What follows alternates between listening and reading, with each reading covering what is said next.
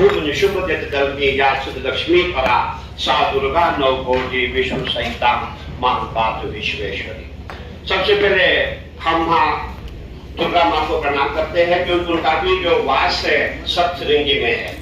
माँ भगवती को प्रणाम करते हुए हमारे मंच पे उपस्थित परम श्रद्धेय श्रीमान कलिगिरी जी महाराज जो मेरे गुरु तुल्य है और हमारे जितने भी अखाड़ों के पदाधिकारी है और माननीय मुख्यमंत्री जी आपको बहुत बहुत आशीर्वाद साधुवाद। हमें याद है जब इससे पहला कुंभ था तब आप ही हमारे मुख्यमंत्री थे और जो हमें अखाड़ों को जो निर्माण कार्य का पैसा मिलता था वो आपसे ही शुरुआत हुई है। इसके लिए मैं आपको पुनः एक बार बहुत बहुत आशीर्वाद साधुवाद देना चाहता हूँ।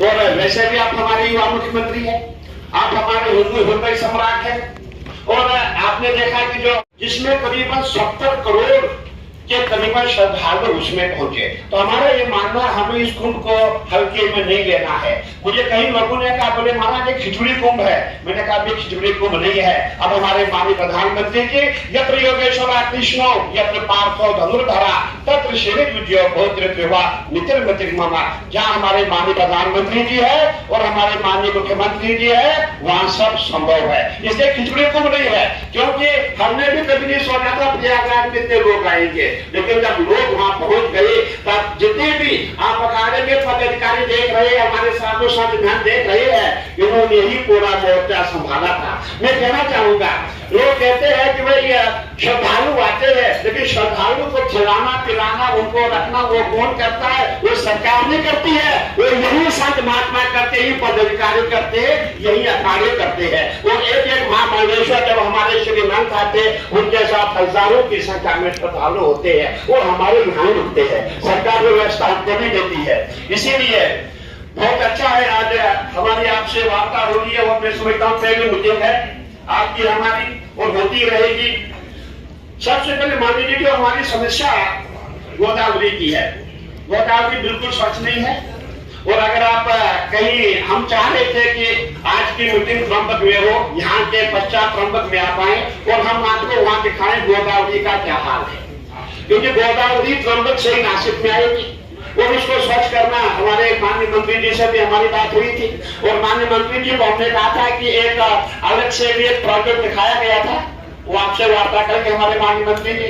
और सबसे बड़ी बात हमारी यह है हमारे ट्रांसपोर्ट की सुविधा, क्योंकि जितने भी ट्रेनें हैं मैं समझता हूँ इस समय हर स्टेट से ट्रेनों को जो है नासिक के लिए कनेक्ट किया जाए ताकि जितने हमारे संत महात्मा श्रद्धालु है सभी आसानी से यहाँ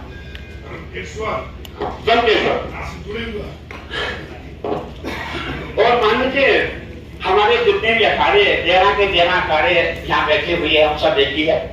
हो सकता है हम आपस में कहीं भिन्न हो सकते हैं, लेकिन जहाँ मेले की बात आती है कुंभ की बात आती है वहां सब एक हो जाते हैं। हम आपस में लड़ाई भी होती है, कहते हैं संत बड़े परवार थी शीतल जिनके अंग तपन हो जाए और की देते अपना रंग। हम लड़के झगड़ते भी है और शाम को नमो नारे करके एक भी हो जाते हैं। तो ये हमारी परंपरा प्राचीन परंपरा है और जितने भी संत महात्मा हमारे सब हरिद्वार में ही रहते हैं। जितने भी हमारे अखाड़े हैं 13 के 13 अखाड़े हरिद्वार में है।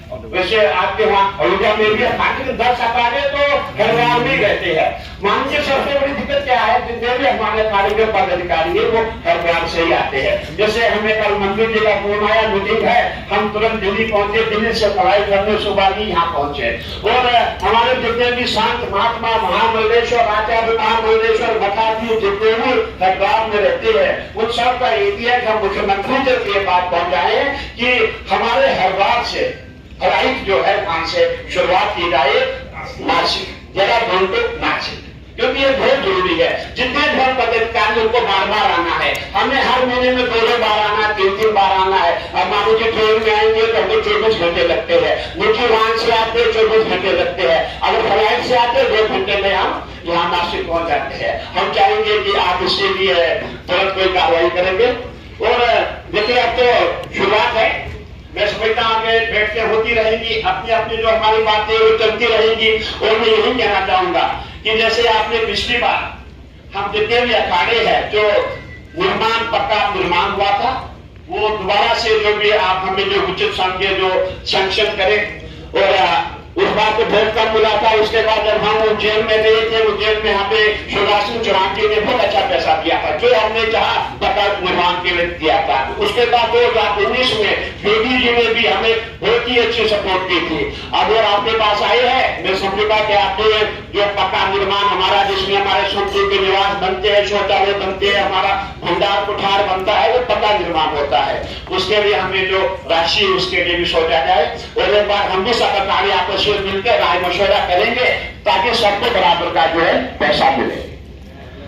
और मान्य जी, हमारा सबसे बड़ा जितने भी हमारे कार्य है, हम पहले कार्यों के महंत श्री महंत सचिव है, हमारा एक ही प्रयास रहता है कि जहां जहां हमारे कार्य है वहां का जो भी रास्ता हो, जो सड़क बाकी हो, वो हमारे इष्टों के नाम पे रखी जाए। जैसे आपने देखा होगा रजनिया काला है, हम उसके इष्ट पर गुरुजन देव है, कपिल मुनि है, ऐसे जो है हमारे गुरु का भगवान है, वैसे भगवान राम है, विष्णु है। हम चाहेंगे जहां जहां हमारे कार्य है उनका नाम जो है उसी अखाड़े के इष्ट के नाम से रखा जाए। और हमारे कानून का जो रास्ता है, मैं समझता हूं इस समय बहुत खराब स्थिति है, हमारे जितने भी रास्ते उनको बनाया जाए। और इससे ज्यादा मैं यही कहूंगा, मेरे गुरु के लिए हमारे परम श्रद्धेय श्रीमान गरीब जी महाराज जो बीमा काले के प्रमुख है, अखिल भारतीय कला परिषद के महामंत्री है, आपके पास बहुत अनुभव है और आपने पूरे जीवन में स्नातक पे ही काम किया है। और मैं चाहूंगा कि